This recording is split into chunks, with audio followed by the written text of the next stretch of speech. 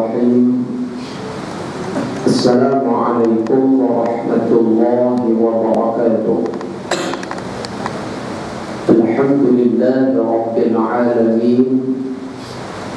Wassalatu wassalamu ala asyrafil anbiya'i wal mursalin wa ala alihi wa sahbihi ajma'in.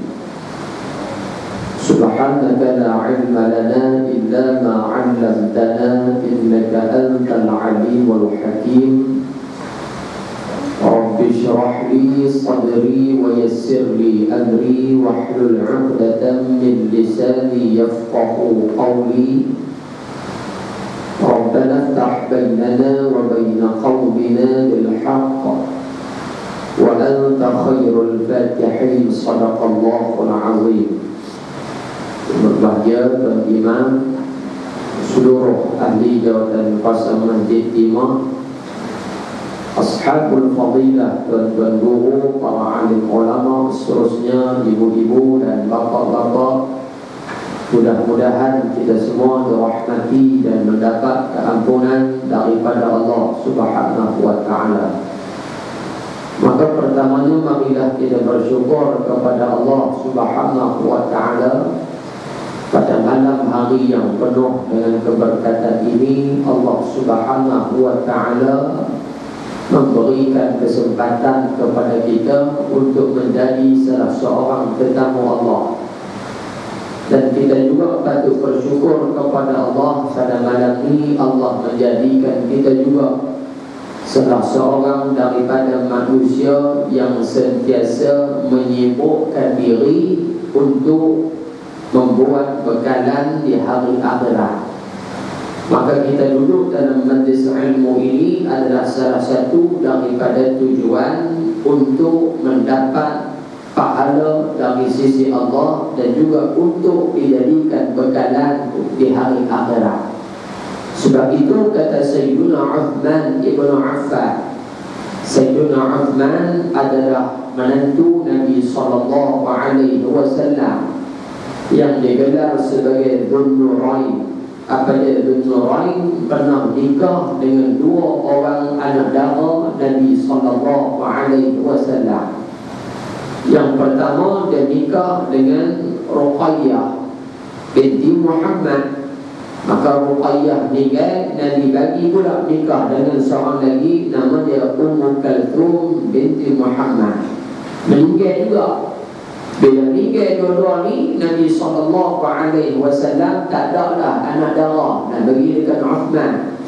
Sehingga kan Nabi punya memujinya akhlak Sayyidina Uthman ibn Affan. Nabi kata kepada Uthman, wahai Uthman, kalau aku ada lagi anak darah, kalau aku ada lagi anak perempuan, sudah semestinya aku tak bagi dah dekat orang lain. Aku akan bagi dia nikah dengan kamu, wahai Uthman ibn Affan. Masya Allah.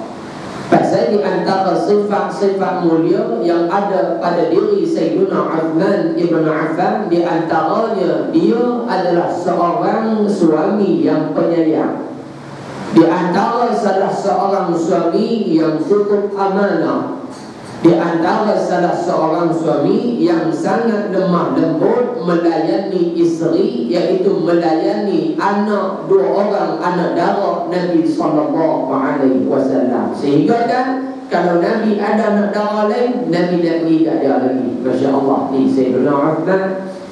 Satu hari Sayyidina Uthman ibn Affan pernah menyatakan, hammud dunya zulmatun fil qalbi wa hammul akhirati nurun fil qalbi.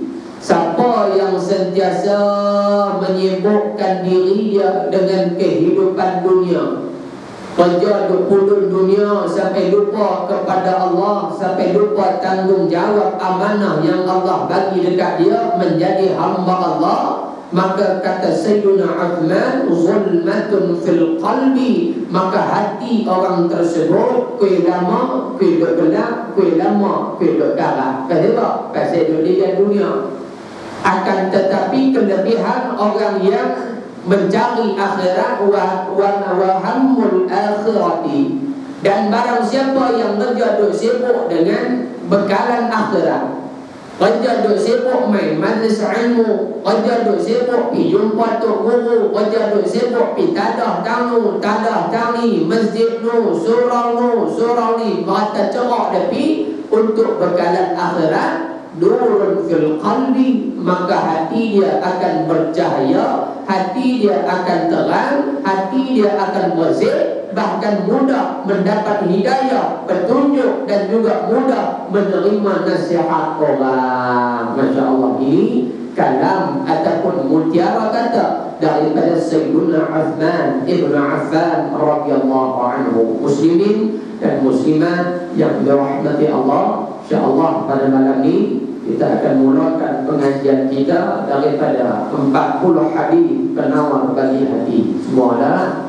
40 hadis penawar bagi hati susunan Abu Ali Al-Banjari Al-Nadwi, ataupun nama itu ya Syekh Ahmad Fahmi Zamzam Al-Banjari Al-Nadwi Al-Makki, itu nama itu ya.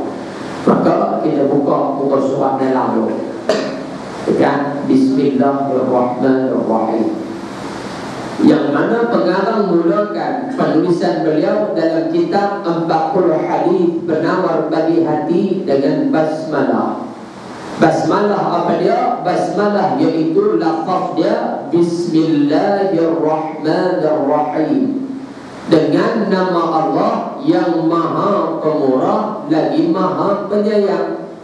Maka dalam basmalah ini ada dua nama yang dikenali sebagai Ismul A'zam, nama yang paling dicintai oleh Allah Subhanahu wa Ta'ala. Apa dia? Yang pertama Ar-Rahman, yang kedua Ar-Rahim. Ar-Rahman ya benda. Ar-Rahman ialah sifat pemurahnya Allah, dermawannya Allah Subhanahu wa Ta'ala. Maka kata ulama, Ar-Rahman pemurahnya Allah tidak terbatas kepada orang yang beriman sahaja, akan tetapi pemurahnya Allah, dermawannya Allah ini meliputi semua makhluk Allah Subhanahu wa Ta'ala. Tak kira dia beriman ataupun dia kufur kepada Allah ataupun dia binatang, tetap mendapat rasa pemurahnya Allah Subhanahu wa Ta'ala. Maka contoh ulama buat main kat kita supaya kita faham Allah ni punya Ar-Rahman pemurahnya. Sebagai contoh kata ulama, Islam pun boleh makan nasi, hak bukan Islam pun boleh makan nasi, hak binatang pun boleh makan cara dia. Itu maksudnya Ar-Rahman pemurahnya Allah. Yang kedua dikenali sebagai Ar-Rahim, Allah itu Maha Penyayang.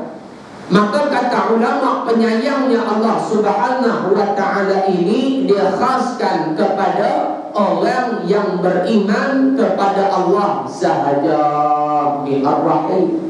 Sebagai contoh kata ulama, mudah kita faham, sewaktu kita hidup dosa ni tambah juga. Masya Allah, dosa ni tambah pagi, petang, siang, malam kita buat dosa kepada Allah Subhanahu wa Ta'ala. Hatta kadang-kadang tuk bila duk bang pun duk siapa ni, tu dosa tu. Masya Allah.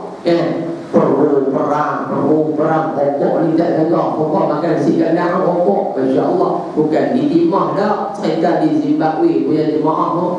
Tuk bila bang lawan bang, dia pun dosa tak? Dia jawab tak? Allah tak tahu datang pas tu. Masya Allah, dosa tu.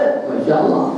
Tapi Ar-Rahimnya Allah, sayangnya Allah, walaupun kita mati bawa dengan dosa, kita bawa dengan maksiat, akhir sekali kata ulama, kita tetap dimasukkan ke dalam syurga Allah Subhanahu wa Ta'ala. Ar-Rahimnya Allah. Bahkan kata ulama, walaupun kita buat kebaikan hanya sekecil zarah, kecil saja kita buat, Allah kira sebagai pahala. Berbeza dengan Ar-Rahim ini, Allah tak bagi kepada orang kafir. Pasal apa? Contoh dia kata ulama, orang kafir walaupun dia bagi kat kita 40 juta dengan niat yang ikhlas, tetap tidak dikira pahala, tetap tidak diberi ganjaran dari sisi Allah, kerana mereka kufur kepada Allah Subhanahu wa ta'ala. Ini beza tak? Sifat Ar-Rahman dan juga Ar-Rahim. Maka pengarang mulakan dengan Bismillahirrahmanirrahim. Pasal sebab sabda Nabi, kullu ri'in dhi balin la yubda'u bismillahi fahuwa aqta. Setiap pekerjaan yang kamu lakukan tapi tak sebut nama Allah, setiap kerja yang kamu buat, tak kira orang nampak ataupun orang tak nampak, kamu tak mulakan dengan bismillah, menyebut nama Allah, fahuwa aqta, maka pekerjaan kamu tadi aqta, terputus daripada rahmat, terputus daripada keberkatan. Sebab tu pentingnya bismillah.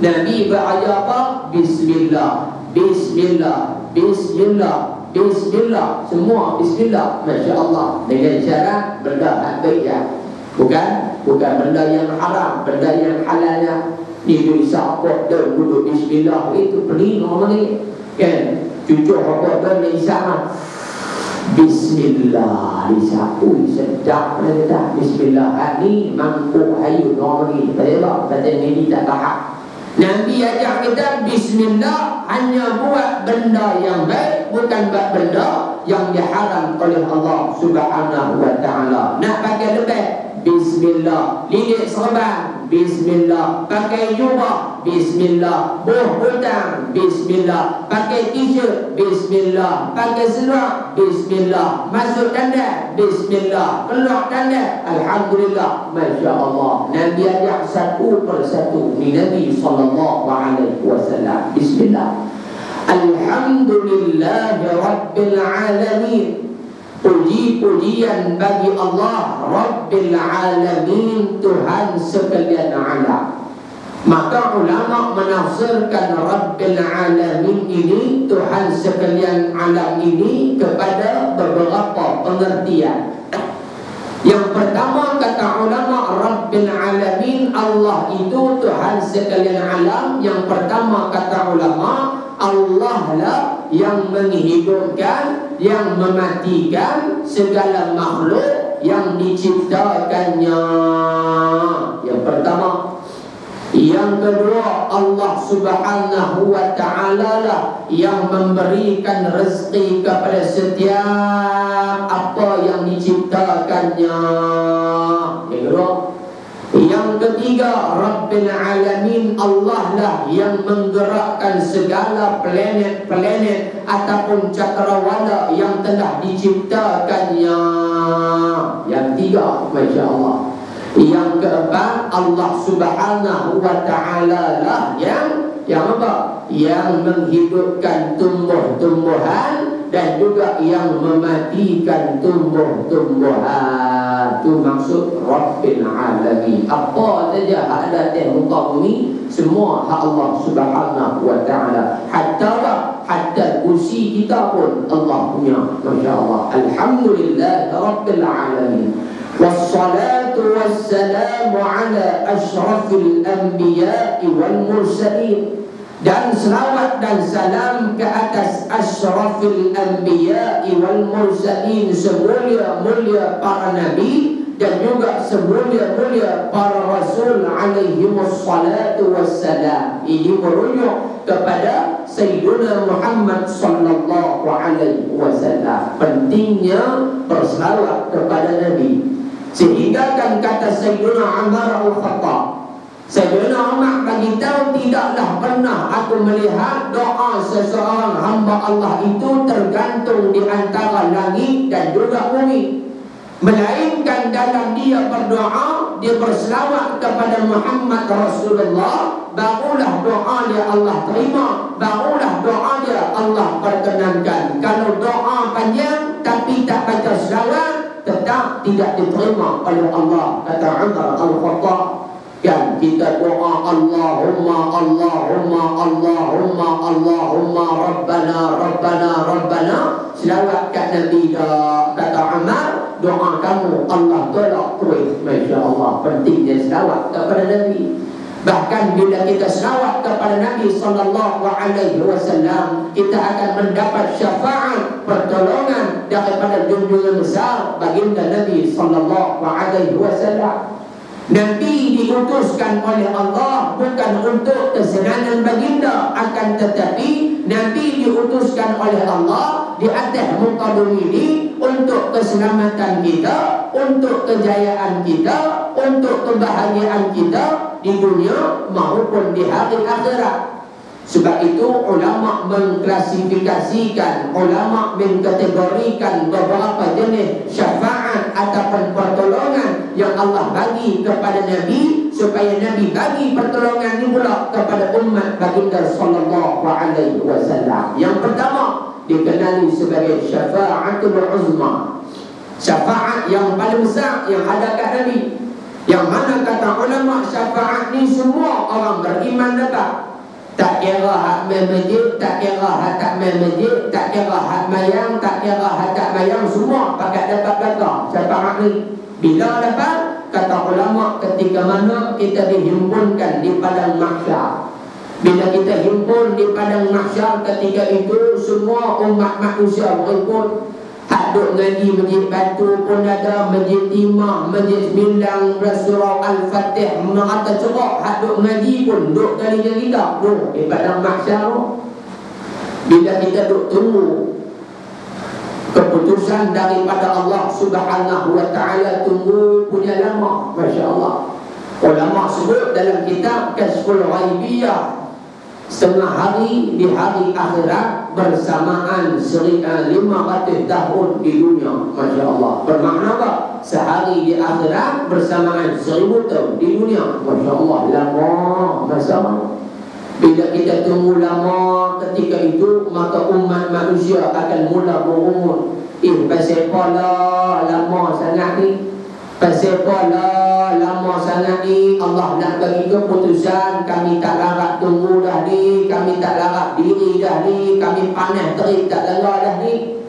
Ketika mana manusia berumur, ketika itu kata ulama, umat manusia mula ambil tindakan first action, tindakan pertama. Mereka pergi Nabi Allah Adam alaihi salam. Dijumpa Nabi Adam, wahai Adam, bantulah kami, percepatkan urusan kami, mintalah ke Allah, wahai Adam alaihi salam, kami tak dapat tunggu dah.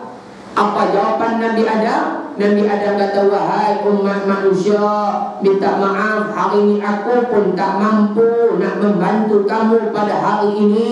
Aku tak ada kuasa, aku tak layak, aku tak mampu nak tolong kamu. Maka kamu pilih cari Nabi yang lain, Rasul yang lain yang boleh tolong kamu pada hari ini. Nabi Adam jawab. Kita pun pergi cari Nabi Nuh, Nabi ni, Nabi Nuh, Nabi ni. Last kali pergi jumpa Nabi SAW. Bila jumpa kat Nabi, ya Rasulullah, bantulah kami ya Rasulullah, percepatkan urusan kami, kami tak larat nak tunggu dah ya Rasulullah. Bila Nabi dengar rintihan daripada umat baginda, Nabi terus memohon kepada Allah, ya Allah, percepatkan urusan umatku ya Allah, permudahkan urusan mereka ya Allah. Bila Allah dengar permintaan daripada Nabi, Allah terus memakbulkan permintaan Nabi. Maka kita hadut merengek di padang mahsyar, kata ulama, dipermudahkan urusan kita satu step ke satu step, satu langkah ke satu langkah, sehinggalah kita mudah masuk ke dalam syurga Allah Subhanahu wa ta'ala. Terutama pentingnya selawat untuk dapatkan syafaat Nabi sallallahu alaihi wasallam. Yang kedua, di antara syafaat Nabi, kata ulama apa dia? Syafaat Nabi kepada umat baginda yang sudah menjadi ahli syurga, akan tetapi pintu syurga tak buka pula. Masya Allah. Nak masuk syurga, tadi pintu tak buka. Maka kata ulama, ketika mana penghuni syurga berjalan di atas titian sirat, yang mana titian sirat digambarkan oleh Nabi lebih tajam daripada mata pedang, lebih kecil daripada sehelai rambut manusia. Masya Allah. Di bawah titian sirat adanya neraka Jahannam, yang mana neraka Jahannam adalah tempat bahan bakaran orang-orang kafir bahkan kata ulama neraka Jahannam adalah neraka yang paling panas di antara neraka yang Allah cipta. Masya Allah. Nah, habaq kata panas tak panasnya ulama sebut dalam kitab. Sesungguhnya semua neraka Allah ni tiap-tiap hari minta doa ke Allah. Apa dia doa, ya Allah, ya Tuhanku, jauhkan kami daripada neraka Jahannam. Jauhkan kami daripada neraka Jahannam. Kami tak tahan dah, panas sangat ni. Apa dia kuat sangat ni, menyambar habis kena kat kami ni, ya Allah. Masya Allah, tabarakallah. Nak beritahu apa? Neraka dengan neraka Jahannam pun tak boleh duduk tu api dengan api. Tambah kita tanah nak belajar dengan Nabi. Wallahu a'lam. Tak boleh nak gaya lagu mana. Masya Allah. Hati-hati yang sirat. Bila jalan tahti yang sirat, gaya dah nak masuk dalam syurga, tiba-tiba kita dapati pintu syurga tak buka pula. Masya Allah. Pintu syurga tak buka, tak belum, tak keharuah nak mencari tanah, JKK pun tak cari dah. Waktu tu pening dah kan. Hak duk jaga masjid pun dia tak tahu dah. Walaupun di dunia dulu dia duk pegang kunci masjid, tapi waktu tu dia pun tak tahu dah nak cari siapa. Masya Allah. Maka ketika itu kita minta pertolongan kepada Nabi. Nabi doa, ya Allah, bukakan pintu syurga kepada umatku, ya Allah. Maka Allah pun buka pintu syurga, kita terjun pergi masuk dalam syurga. Masya Allah. Nabi sampai tahu. Yang kedua, yang ketiga, syafaat Nabi kepada umat baginda yang telah dimasukkan ke dalam neraka. Umat Nabi ada yang dimasukkan ke dalam neraka. Sebab tu kata Ibnu Abbas radhiyallahu anhu, la yarda Muhammadun wa ahadun min ummati dakhala an-nar wa yarda Muhammadun kulluhumul jannah. Muhammad takkan redha walaupun seorang daripada umat dia dilempar masuk ke dalam neraka. Akan tetapi Muhammad dia redha umat dia kulluhumul jannah, semua duduk dalam syurga. Masya Allah. Bila umat Muhammad masuk dalam neraka, Nabi tengok seorang duk kena lempar, kawan ni kena, kawan ni kena, kawan ni kena. Waktu tu Nabi tak sampai hati. Nabi minta, ya Allah, keluarkan umatku daripada neraka, masukkan mereka ke dalam syurga. Nabi doa. Maka dengan berkat doa Nabi, dengan kehebatan kemuliaan yang ada pada Nabi, Allah makbulkan doa Nabi. Allah buat kena umat baginda seorang daripada neraka, Allah pindah pergi pula masuk dalam syurga. Masya Allah. Yang ketiga. Yang keempat, syafaat Nabi SAW kepada penghuni syurga. Hak duduk dalam syurga pun dapat juga. Masya Allah. Dia ingatkan hak duduk dalam neraka ada, hak duduk dalam syurga pun ada. Lalu mana dalam syurga? Bila berada dalam syurga, Nabi akan doa kepada Allah, ya Allah, naikkan darjat umatku di dalam syurga. Naikkan tingkatan syurga kepada umatku, ya Allah. Bila Allah dengar permintaan Nabi, Allah pun terima, Allah makbul, Allah angkat kita. Angkat last sekali duduk di atas syurga yang paling tinggi, dikenali sebagai Jannatul Firdaus, syurga Al-Firdaus. Masya Allah. Sampai duduk dalam syurga, Nabi tolong kita. Itu sebab apa? Wassalatu wassalamu ala ashrafil anbiya'i wal mursalin. Selawat dan salam ke atas junjungan besar baginda Nabi sallallahu alaihi wasallam. Muslimin dan muslimat yang dirahmati Allah, sebab tu kisah mengenai selawat ni diceritakan oleh Al-Imam Al-Ghazali di dalam kitab dia Mukashafatul Qulub, yang mana Imam Ghazali menceritakan satu ketika seorang lelaki ni dia tidur. Seorang lelaki ni dia tidur. Bila dia tidur, dia mimpi jumpa Nabi SAW. Bila dia mimpi jumpa Nabi, dia duduk sebelah Nabi. Bila dia duduk sebelah Nabi, dia dapati, dia tengok Nabi, tapi Nabi tak tengok dia. Nabi tengok ke arah lain.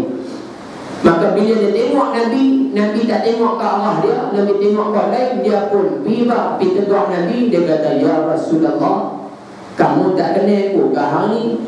Kamu tak cam ke aku, ya Rasulullah? Aku ni kan umat kamu. Dia tanya Nabi. Nabi jawab balik, wahai lelaki, sebenarnya Aku bukan tak kenal kamu. Sebenarnya aku tak marah kat kamu, aku tak benci kat kamu. Akan tetapi hari ini aku berpaling muka bukan kerana tak kenal, benci, akan tetapi kerana aku tak kenal kamu langsung siapa. Masya Allah. Nabi tak kenal. Lalu ditanya lagi, ya Rasulullah, sedangkan waktu aku hidup di dunia dulu, Tok Guru ada beritahu, sesungguhnya kamu akan kenal setiap seorang daripada umat kamu. Tak kira dia duduk kat mana pun, walaupun kamu tak pernah jumpa dia, kamu tetap akan kenal dia. Maka kata Nabi SAW, sesungguhnya apa hak Tok Guru kamu beritahu dulu, memang tu, mereka tak bohong. Aku hanya kenal umat aku mengikut banyak mana, kadar banyak mana dia berselawat kepadaku. Masya Allah, kamu pun kenal dia. Bila si lelaki ni dengar daripada mulut Nabi, dia terus terjaga daripada tidur. Bila terjaga daripada tidur, dia teringat apa hak Nabi sebut dalam mimpi dia. Start dia bangun tidur tu, dia apa? Dia yakinkan diri dia. Dia apa? Dia tanamkan azam dalam diri dia. Sehari aku nak selawat 100 kali kepada Nabi SAW. Sehari 100 kali. Kan? Bukan baiklah dekat subuh 20, Zuhur 20, Asar 20, Maghrib 20, Isya 20. Set 100. Masya Allah. Kita nyanyi Hindustan 4 lagu tak ada apa pun. Masya Allah. Kan? Hindustan ni tak usah bercerita. Muhammad Batik tu kira habis lagu kita nyanyi. Habis meta tu. Masya Allah. Kan? Habis bayang. ربنا آتنا في الدنيا حسنة وفي الآخرة حسنة وقنا عذاب النار والحمد لله رب العالمين. Itu Hindustan tu, insyaAllah. Akhiri kulli hoya hubban Hindustan. Didar unka hota hai, jaise kaho miroya raye. प्यार कैसे होता है Dewan serokan ya, Masya Allah. Apa kata kita tukar lepas bayang Allahumma salli ala Muhammad, Allahumma salli ala Muhammad 20 ya, bukan makna. Masya Allah. Bila tiap-tiap hari kita duk mulazamah, kita sentiasa melazimkan diri kita dengan berselawat. Tiba-tiba satu hari tu Pak Long tak selawat. Pak Long kan rasa apa? Aku rasa hari ni macam tak lengkap, macam tak sempurna, macam tak ada apa langsung kehidupan aku hari ni. Masya Allah. Kenapa? Selawat kita tinggal. Itu dah, itu kelebihan selawat. Maka bila lelaki ni tadi, dia bertekad aku nak selawat sehari 100 kali, dia pun selawat 100 sampai satu malam dia tidur, mimpi pula. Bila dia mimpi jumpa Nabi, Nabi tengok muka dia, Nabi senyum, muka Nabi berseri, Nabi renyih kat dia. Masya Allah. Dia pun seronok. Dia tanya, ya Rasulullah, hari ni kamu kenal ke tak kenal aku ya Rasulullah? Aku ni umat kamu ya Rasulullah. Nabi jawab balik, wahai lelaki, sesungguhnya hari ni aku dah kenal dah kamu, aku dah cam dah kamu. Kamu adalah umat aku. Kerana ketika mana kamu hidup dulu, banyaknya kamu berselawat ke atasku, dan setiap masa kamu tak pernah melupakanku. Masya Allah. Dengan banyak berselawat, kita akan diingati, akan dicam, akan diiktiraf oleh Nabi SAW sebagai umat baginda. Muslimin dan muslimat yang dirahmati Allah, wa ala alihi wa sahbihi ajma'in. Dan juga selawat dan salam ke atas ahli keluarga baginda, iaitu isteri-isteri Nabi, anak-anak Nabi, cucu Nabi, itu semua ahli keluarga Nabi. Wa sahbihi ajma'in, dan juga seluruh sahabatnya, iaitu sahabat Nabi SAW. Sebab itu Pak, Nabi ajak kita supaya kita didik anak kita. Nabi sebut dalam sebuah hadis, addibu awladakum ala thalath khisalin, ala thalath khisalin. Didiklah anak kamu dengan 3 benda. Yang pertama, hubbu nabiyikum, didik anak kamu cintakan kepada Nabi mereka, iaitu Muhammad. Yang kedua, wa hubbi ahli baiti, didik anak kamu cinta kepada ahli keluarga.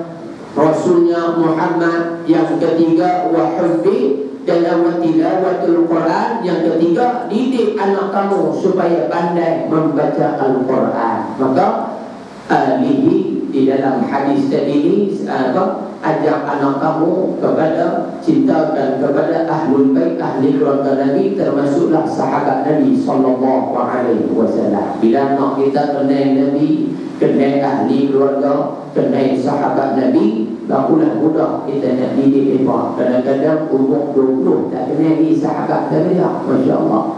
Kadang-kadang umur 20 Quran dia tak arti baca ni. Kadang-kadang umur 20 selawat dia tak arti ni. Satu hari saya tanya seorang pelajar, dia nak masuk tingkatan 1. Saya tanya, selawat arti apa? Dia kata selawat tak arti saya, istighfar arti ya. Jawab istighfar. Dia pun Allahumma salli ala Muhammad wa ala ali Muhammad. Selama dia jawab, masya-Allah, kata tak salah. Saya tanya, qul a'udzu bi rabbin nas, arti apa? Dia kata, oh, hatu dia baca tiap hari dia tak. Masya-Allah, mahal. Saya kata hang baca. Dia kata sa'dak. Qul a'udzu bi rabbin nas, hadah ke tengah bawah. Dia tanya pula kita, hadah zat dia kata dia baca. Saya kata hak bawah kali dia. Dia kata nampak dah. Tu dah nampak dah.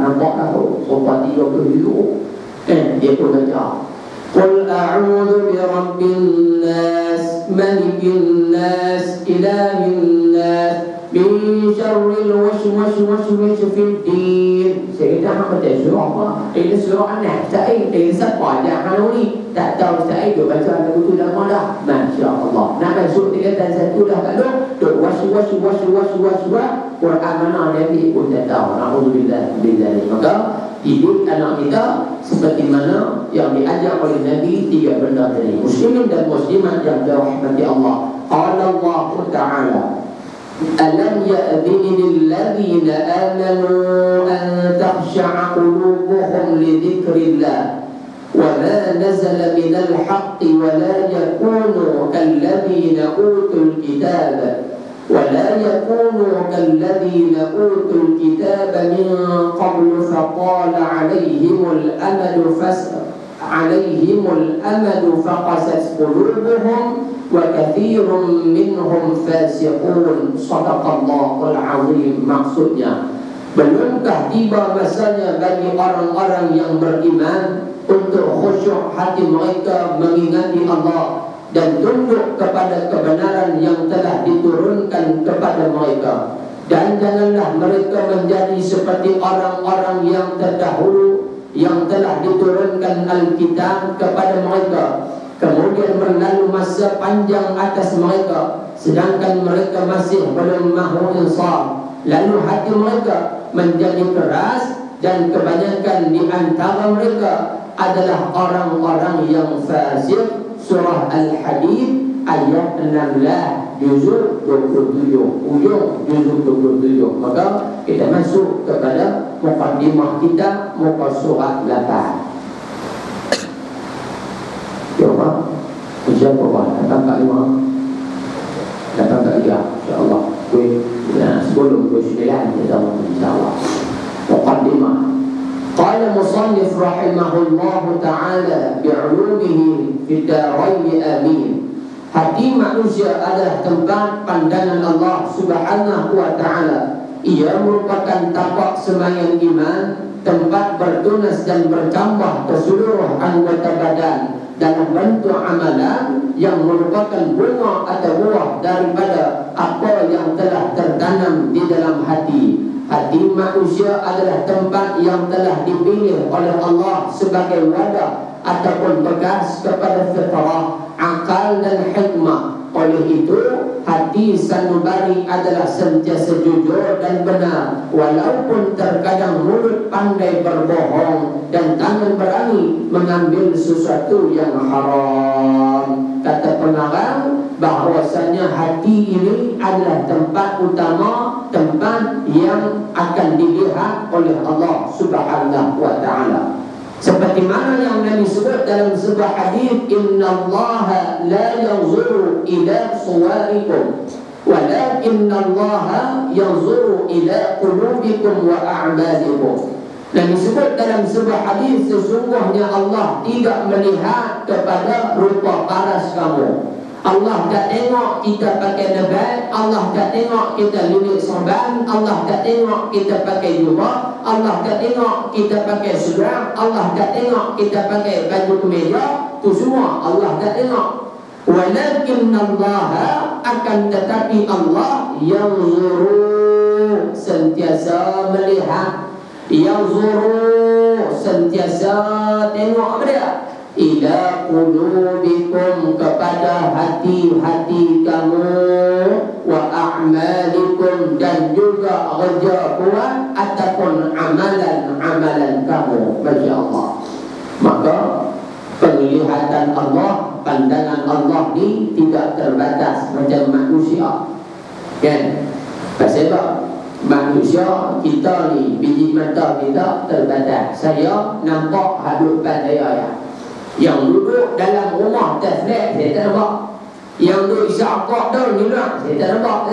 Pada saya duduk dalam. Masya Allah. Tu saya punya biji mata. Sama juga macam Pak Long pun. Nampak saya duduk ceramah depan ni, tapi Pak Long tak nampak bangunan masjid baru kita ada belakang. Pada biji mata kita ada batas. Masya Allah. Tu kita manusia.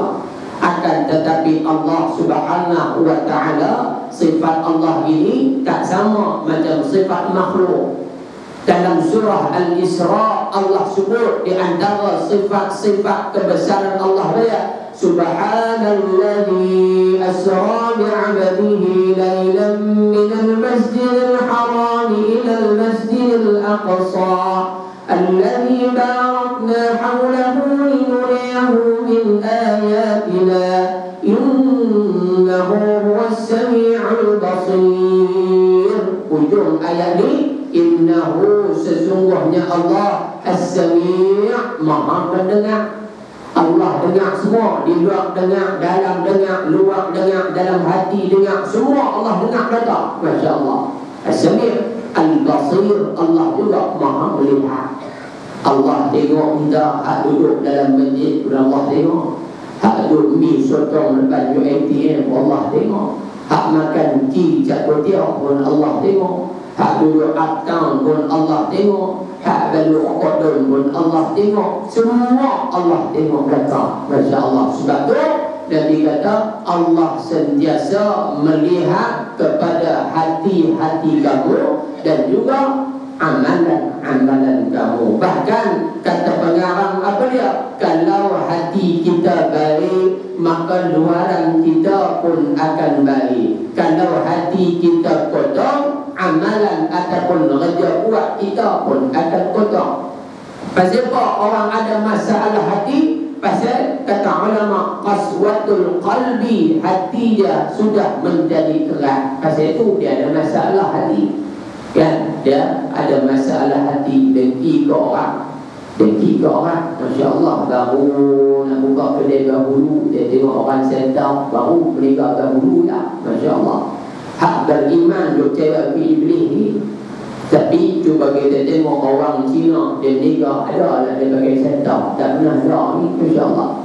Kita pergi cari telur itik, telur masin kedai sebelah. Pek ni kita tanya, pek ada telur masin nak? Dia kata habis.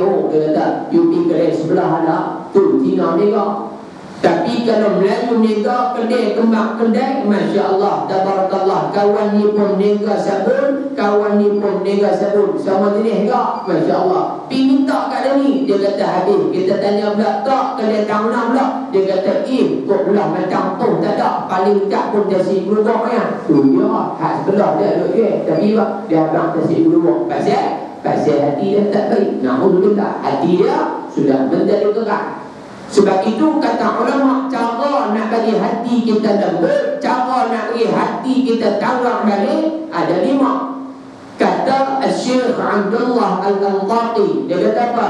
Khamsuhunna min dawa'il qalbi, 5 benda yang boleh merawat, yang boleh mengobati penyakit hati. Yang pertama, mujalasatus salihin, duduk bersama dengan orang-orang yang saleh, iaitu duduk dalam majlis ilmu, Bahkan sabda Nabi sallallahu alaihi wasallam mafhum dia, siapa yang duduk dalam majlis ilmu, duduk dalam majlis ilmu ni, hadir dalam majlis ilmu, binatang-binatang hatta semut yang duduk dalam sarang pun minta ampun kepada Allah untuk orang yang hadir dalam majlis ilmu. Masya-Allah. Hatta yang kedua, bila main majlis ilmu, Allah Subhanahu wa ta'ala mempermudahkan jalan dia masuk ke syurga. Yang ketiga, kata ulama, bila duduk dalam majlis ilmu, Allah Subhanahu wa ta'ala mencegah diri kita daripada melakukan maksiat kepada Allah. Sebagai contoh, ulama kata mana? Bila kita duduk dalam majlis ilmu, kawan kita ni, dia ni memang jenis tegar lah. Isapok ni dia lebih tegar lah. Sahabat juga, contoh tak mudah faham. Pasal duduk imam tak ada orang isapok, tu wali sebut tu. Kan, tak ada kan? Bagus, Alhamdulillah tu dia syok yang ni, tak ada yang isapok, insyaAllah. Semua syok Allah kan. Dia ni isapok ni, insyaAllah. Bila dia duduk dalam majlis ilmu, majlis bacaan Yasin ke, ceramah ke, apa ke, duduk dalam majlis, pernah tengok tak dia isapok dalam diri? Ustaz buka kitab, dia buka balik apa dulu. Dia bisa menjadi ada tak? Tak ada. Sebab Allah cegah dia bila duduk dalam majlis ilmu, dia tak kisah apa. Masya Allah. Begitu juga dengan maksiat-maksiat yang lain, kan? Tapi kena niat kita kena betul, ya. Niat kita kena betul. Yang pertama, duduk dalam majlis ilmu. Bahkan kata ulama, walaupun kamu hadir dalam majlis ilmu, duduk lena saja. Lena koprak Ustaz beri salam, Assalamualaikum, dia jawab Waalaikumsalam. Lena daripada A sampai ke Z, tetap dapat pahala juga. Masya Allah, tu majlis ilmu tu. Tapi Pak Dun jangan duk pegang kata dia ni, mai kata lena boleh pahala, esok mai semua pakat lena tiga ni pun. Masya Allah. Mai boleh lena saja tapi ilmu tak dapat. Kita nak dua apa? Pahala boleh, ilmu pun boleh. Tapi jangan mai pahala lena ilmu dapat pun payah juga. Yang pertama, mujalasatus salihin. Yang kedua, kata ulama, wa qiraatul Quran, baca Quran. Kita tengok sahabat dulu punya raknya, punya rapatnya mereka dengan Al-Quran. Sehingga kan Al-Imam Syafi'i rahimahullah ta'ala satu ketika sebelum dia sembahyang subuh, sebelum dia sembahyang subuh, dia pergi masuk dalam Kaabah Al-Musharrafah, yang mana Kaabah adalah tempat kelahiran Sayyidina Ali bin Abi Talib karramallahu wajhah. Sayyidina Ali beranak dalam Kaabah, bukan hospital banyak dalam Kaabah. Masya-Allah. Imam Syafi'i mayang sunat tahajud 2 rakaat dalam Kaabah tu. Rakaat pertama lepas Fatihah 15 duduk saja. Tu dia tu 15 duduk saja. Kita tu imam baru tarik hal ada alal, dia maki tu imam dia pula baru tak ada habis satu ayat dia maki dia pula. Masya-Allah. Baru al-insan 30 ayat baru. Imam Syafi'i 15 duduk rakaat pertama. Habis rakaat pertama masuk dah rakaat kedua lepas Fatihah 15 lagi 30 duduk 2 rakaat bayang tahajud. Orang tanya dia, wahai Imam Syafi'i, pasal apa hang baca bentara ni dia kata pudut dengan ni sebab kan kami baca sikit-sikit je, hang baca sampai 30 bayang tahajud. Imam Syafi'i kata, ketahuilah, aku sembahyang tahajud 2 rakaat 30 duduk ini mengikut amalan sahabat Nabi sallallahu alaihi wasallam, iaitu Sayyidina Uthman ibn Affan. Masya Allah. Sayyidina Uthman duduk kerja ni lama dah, tiap-tiap hari 30 duduk 30 duduk 30 duduk. Tu bayang sunat, cuba kita bayang bayang wajib dia lagu mana. Masya Allah. Tak ada satu rakaat habis khatam 30 duduk. 2 rakaat.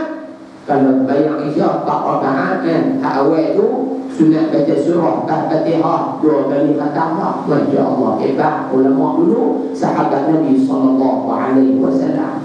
Bahkan bila kita baca Quran ni, adanya malaikat yang Allah utuskan untuk mendengar kita baca Quran, walaupun kita baca logat Jawa, walaupun kita baca logat Malaysia. Walaupun kita baca lorat ni dulu, baca pilah lorat apapun jadi digunakan. Kita dah tengok dalam tilawah interaktif kan. Ada hak tambah kali telefon, mungkin ada hak tak pernah baca pun. Kebetulan ustaz suruh telefon, dia pun telefon free nama nak menang iPhone. Contoh iPhone tak baru, iPhone SEO. Ustaz suruh baca telefon, Bismillahirrahmanirrahim. Dapat juga pahala, Masya Allah. Walaupun tak pernah baca belum ni, Masya Allah. Itu hebatnya baca Quran. Bahkan ulama kata walaupun kamu baca Quran kamu tak faham, dapat pahala juga. Pasal dia adalah kalamullah, iaitu wahyu Allah Subhanahu wa ta'ala. Yang kedua, yang ketiga kata ulama, wa ikhlaqul batin, kurangkan makan. Nak bagi hati lembut, kurang makan. Di Makkah tak tengok, Masya Allah. Masuk saya pun makan kuat tak belum ni. Kata nikah ni makan kuat dia tak. Hak nu nak makan, hak ni nak makan, hak nu nak makan. Masya Allah kan. Pagi kita dah makan, pagi pukul 7 makan, pukul 9 makan, pukul 12 makan, pukul 1 makan, pukul 3 makan, petang tak makan, sebelum main kuliah tadi makan, lepas kuliah tadi makan, saya nak tidur makan pula roti meri cicah kopi o pula baru lima. Tiap hari duk makan saja. Masya Allah. Maka nak bagi hati kita lembut, kurangkan makan. Ini dia. Yang keempat kata ulama apa dia? Wa qiyamul lail, menghidupkan malam. Hidupkan malam. Yang kelima, yang terakhir kata ulama iaitu wa tadawwu'u 'inda shalah, duduk seketika selepas sembahyang subuh. Duduk seketika, bukan duduk lena.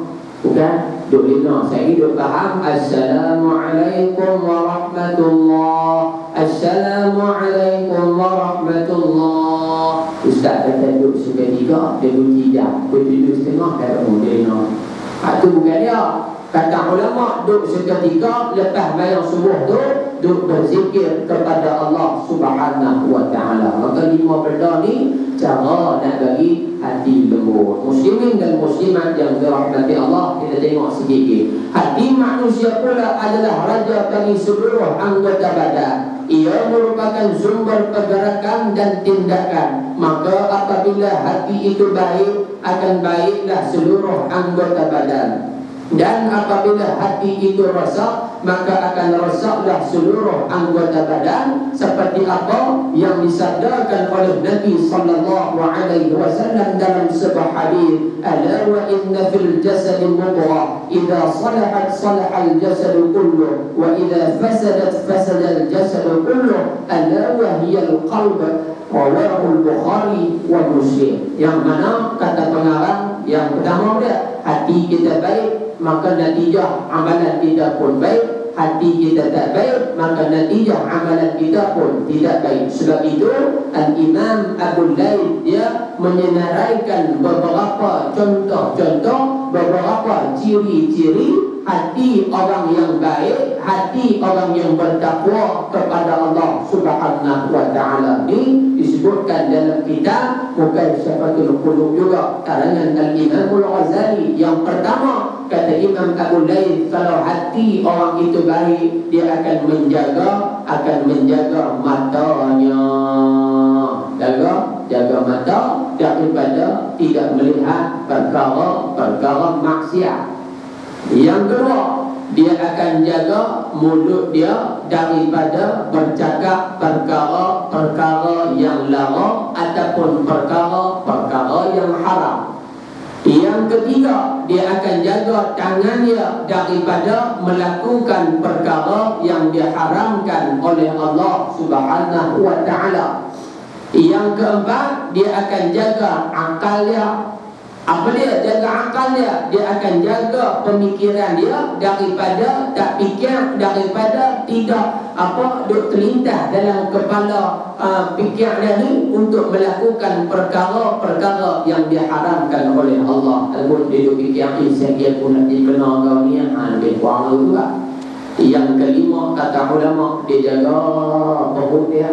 Jaga perut daripada makan makanan yang haram.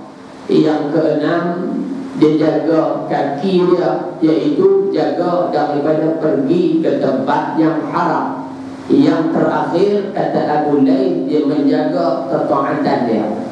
Jaga ketaatan dulu nak. Dia jaga, dia pastikan apa sahaja kerja buat yang dia buat bukan tujuan nak riak, bukan tujuan nak tunjuk dekat orang, bukan tujuan nak orang kata dia hebat, orang kata dia bagus, akan tetapi dia memastikan segala kerja buat dia lillahi ta'ala, kerana Allah subhanahu wa ta'ala. Maka Nabi beritahu apa? Dalam jasad manusia adanya sebetul daging. Kalau daging tersebut baik, maka baiklah seluruh anggota badan. Tapi kalau daging tersebut tidak baik, maka akan rosaklah seluruh anggota badan. Ala wahiyal qalbu, ketahuilah olehmu, sesungguhnya benda tersebut ialah al-qalbu, hati manusia.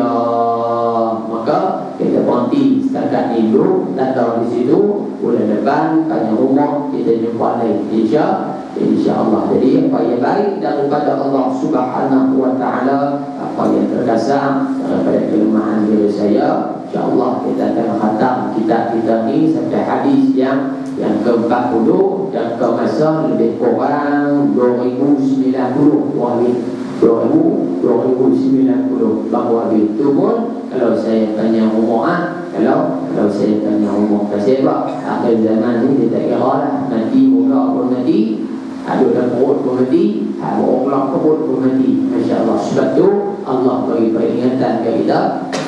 Allah berkata dalam sebuah hadis qudsi, ya bani Adam, inni khalaqtuka minat turabi wa u'iduka ila turabi wa ab'atuka ila turabi. Wahai anak Adam, kamu kena ingat bahawasanya aku menciptakan kamu daripada tanah.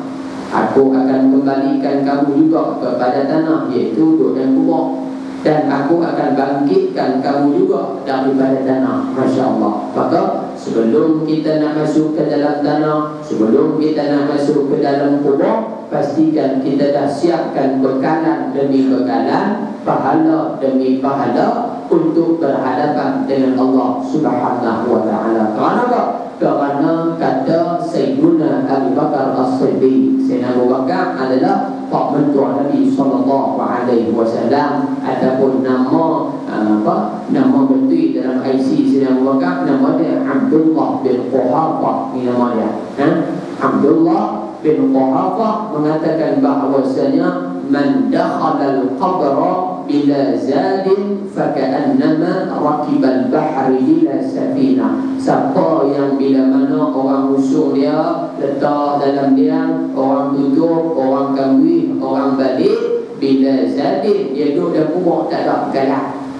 Tak ada bekalan langsung, hak banyak bawa bekalan jahat dia duduk dan kubur. Masya-Allah. Maka faka'annama rakibal bahri bila safina. Orang ni diumpamakan oleh Abu Bakar As-Siddiq dia seperti dia pergi terjun masuk dalam laut tanpa menggunakan sebarang peralatan keselamatan. Masya Allah. Terjun laut dalam, tak pakai pelampung, tak naik perahu, tak naik rakit, tak naik feri, tak naik bot, apa pula dia pakai terjun dia. Sudah semestinya orang ini akan dewa dan mati dengan serta-merta. Na'udzubillah. Mudah-mudahan apa yang kita bincangkan pada malam ini ada kebaikan, ada keberkatan dari sisi Allah Subhanahu wa taala. Dan sebelumnya ada dua pengumuman di luar sana. Saya bawa minyak wangi kasturi yang telah diruqyah oleh Syekh Muhammad Salah daripada Jordan. Ada 6 jenis minyak wangi kasturi di belakang sana. Harga RM10 dan kubang RM10 dan kubang. Tapi oleh kerana GST tak jalan lagi, kita beri RM10 saja nanti, no? RM10 saja, belum di belakang sana hot sale ni. Harga RM10. Di antara fadilat ataupun kelebihan dia, boleh menghindarkan daripada gangguan sihir, daripada santau, daripada gangguan makhluk halus, dan juga wangi-wangian adalah sunnah Nabi SAW. Boleh dapatkan di belakang sana. sebahagian daripada keuntungan jualan akan dimasukkan ke dalam tabung pembangunan Ma'had Dakwah Al-Islamiyah yang ditubuhkan oleh ayahanda saya. Yang kedua, kepada guru bapa yang mendapatkan doa Nabi SAW boleh mendapatkan dekat kedai kasturi itu juga. Dan bila yang mana betapa yang mana nak sumbangkan secara ikhlas, nak wakaf untuk buat apa dana kan boleh masuk dalam itu semua. Kita memerlukan dana harga 20 juta. Kita nak siapkan komplek utama Ma'had Dakwah Al-Islamiyah. Kalau bapak-bapak main daripada penanti terus nak pergi ke traffic light pada menara tu, ada nampak belah kiri pagar kayu hijau atas tu projek kita. Pagar tu saja 300,000 sekali dengan hubung apa semua tu 300,000. Yang tu saja kita memerlukan 20 juta lagi untuk siapkan semua. Maka yang hadir dalam ni semua tu biji timah lah kampung timah semua tu biji timah, itu biji meh semua ni. Pastikan yang hadir pada malam ni paling kurang boleh tabung seorang juta, paling kurang seorang juta, InsyaAllah. Bismillahirrahmanirrahim. Alhamdulillah Rabbil Alamin. Wassalatu wassalamu ala ashrafil anbiya wal mursalin wa ala alihi wa sahbihi ajma'in. Allahumma faqihna fi din wa 'allimna ta'wil wa hdina ila siratikal mustaqim. Allahumma salli wa sallim ala sayyidina Muhammad wa ala alihi wa sahbihi ajma'in. Wa sallallahu ala sayyidina Muhammad walhamdulillahi rabbil alamin. Taqabbalallahu minkum. Assalamualaikum warahmatullahi wabarakatuh.